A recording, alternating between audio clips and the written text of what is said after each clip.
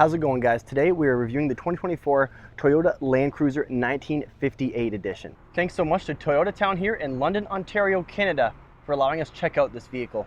So as we look at the interior here, it's got a very boxy look. It just looks just like the old one, but modernized, obviously. You have circular headlights here that you're going to have also on the first edition trim, and you've got this big logo here in the middle, paying homage to the Landcruiser that we all know and love from way back when. You've got LED running lights, some very powerful projector headlamps, and a fog lamp down beneath. All of the plastics along the front bumper really feel like they're meant to go through some off-roading. So you know you're obviously going to have trees, things that go against this, and it's going to be built to stand the test of time. Coming around the side here, you can see these are really nice looking 18-inch alloy rims. You've got turning indicators on the mirrors, and you've got keyless entry. And on the 1958 edition, you actually get folding mirrors. Around the back here, you can really get a glimpse of that classic Landcruiser look. It just looks amazing. And honestly, guys, I'd rather drive this thing around than a G-Wagon. It just looks really, really cool. And it's nice because it has that sloped window lining that really makes the back a lot higher appearing. It at least appears like it's a lot higher than it actually is. And then back here on your tailgate, you have Toyota and Landcruiser in black. Kind of mysterious, very similar to the Grand Highlander that's kind of blended in with the exact same color. And if you click underneath the Y here, it'll loosen the trunk and you can just pull it up, revealing 37.5 cubic feet of cargo space back here. It comes with this rubberized Landcruiser coating, and you also have some cup holders back here because in Europe and other countries, you can actually get this car with third row seats. You can't see it because it's hidden by this nice plastic cover here, but there is actually a tow hitch mounted on here, which is really nice because this car, despite having a 2.4 liter iForce Max engine, it can tow up to 6,000 pounds, even though it weighs itself 5,264 pounds. Let's pop the hood. And you can see here we have a 2.4 liter iForce Max turbocharged engine with 326 horsepower and 465 pound-foot of torque at 1,700 RPM.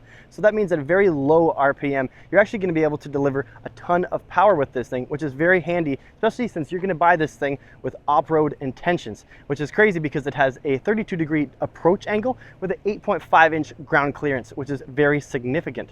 So that said, guys, this is obviously a hybrid engine, which is going to get you very good fuel economy, 23 miles to the gallon combined, and you're looking at more like 25 to 28 versus the city and the highway.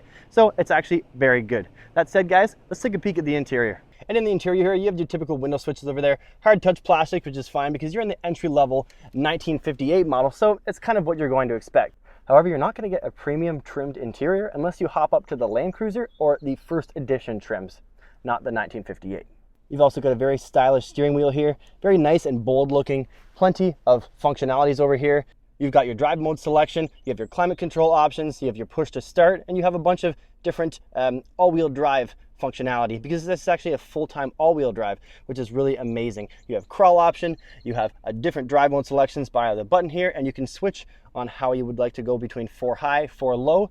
Over here in this section, you have 2 cup holders here and 2 in each door, as well as 3 USB-Cs over here in the front and 2 in the rear.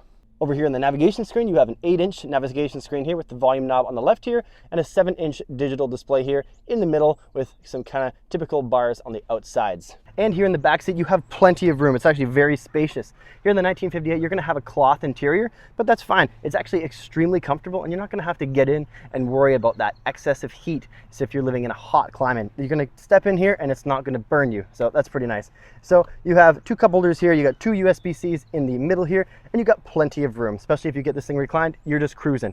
Especially since you have all that space in the back, you can just kind of lay back and relax. All right, let's get this thing started up here. So if you keep in mind here, since we're in the 1958, we actually don't have powered seats here, and you also don't have a wireless phone charger as you would if you're in the typical Landcruiser or the first edition trims. But if we turn this on here, you can see the display is really nice. It looks very familiar to that you're going to find in a Highlander or a Grand Highlander.